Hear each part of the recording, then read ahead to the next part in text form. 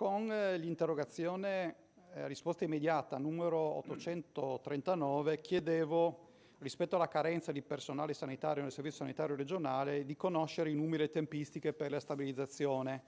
A quell'interrogazione non mi era stata data piena risposta, ma solamente l'incremento complessivo delle unità che dovrebbero essere incrementate nel 2022, senza differenziare rispetto a proroghe, stabilizzazione, quanti sono a copertura del turnover, personale assente o quali le professionalità di diverse aziende. Nel frattempo ho depositato un'altra interrogazione, la 664, che vuole chiarire quello che sono i fabbisogni triennali delle aziende sanitarie e anche il piano con cui la Regione intende e le singole aziende intendono avvalersi per attingere la graduatoria esistente o stabilizzare il personale precario. Ricordo che sto ancora attendendo da ottobre 2021 l'audizione dell'assessore delle principali organizzazioni sindacali sulla carenza degli organici. Richiamate quelle che sono le leggi che permettono la stabilizzazione del personale precario, che non citerò per brevità, ma anche diversi provvedimenti, penso ad esempio all'azienda sanitaria Giuliano Isontina, con cui si è dato avvio alle procedure di stabilizzazione, penso al decreto numero 617,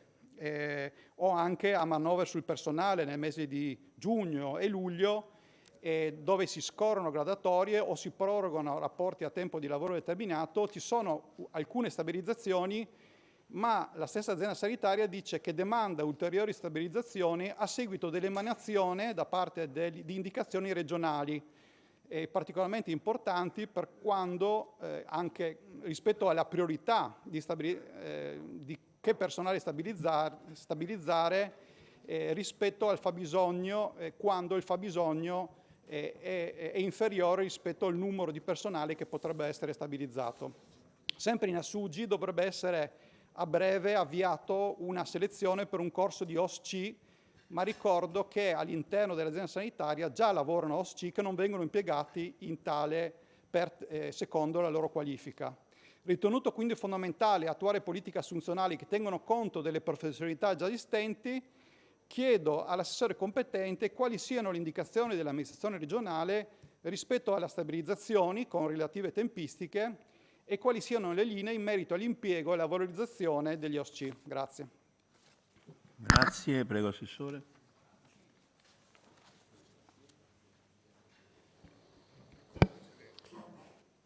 Per quanto riguarda la prima parte del quesito, si fa presente che in occasione del secondo report infrannuale con la scadenza al 31/7/2022 è stato chiesto alle aziende di rappresentare gli esiti delle procedure di ricognizione e stabilizzazione di cui ai commi 1 e 2 dell'articolo 20 del decreto legislativo 75/2017 effettuate alla data del 30/6/2022 e di dare altresì evidenza del personale in servizio che alla data del 30/6/2022 ha maturato i requisiti per la stabilizzazione ai sensi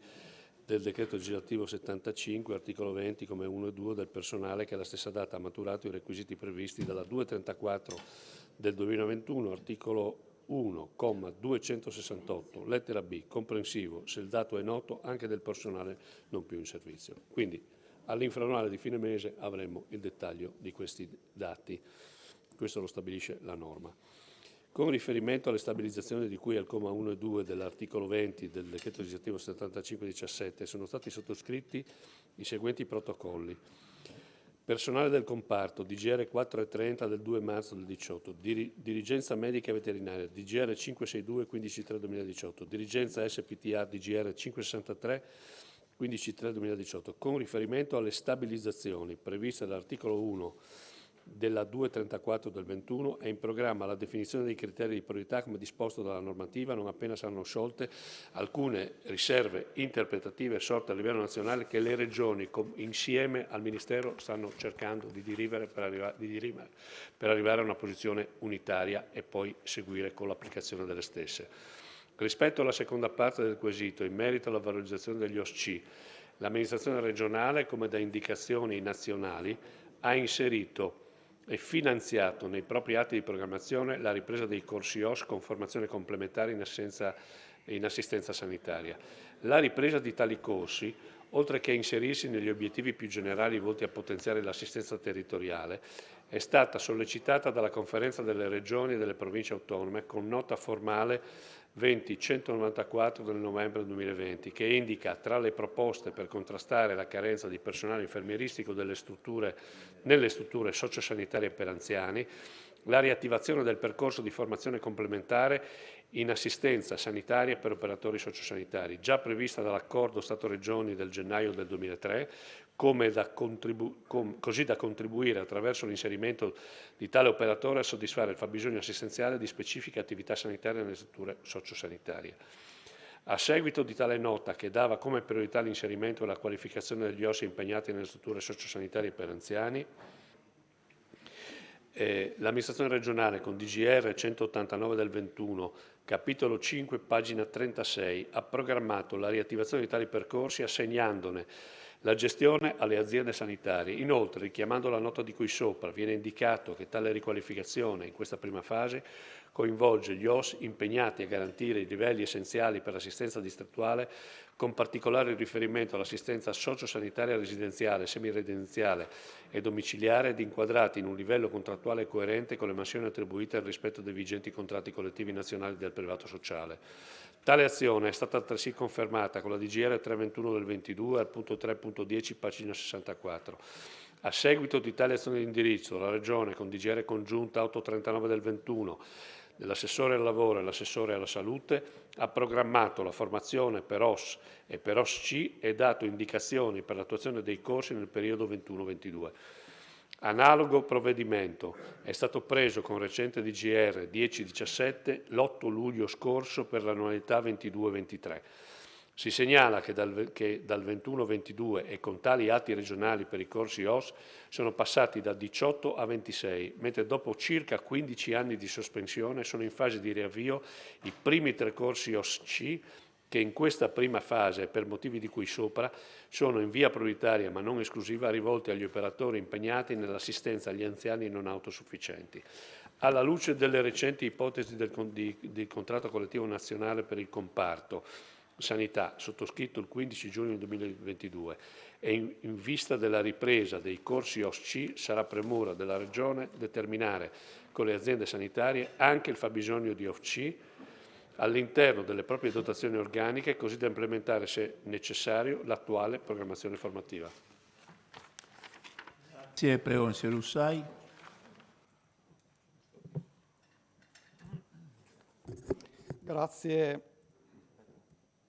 Grazie Presidente.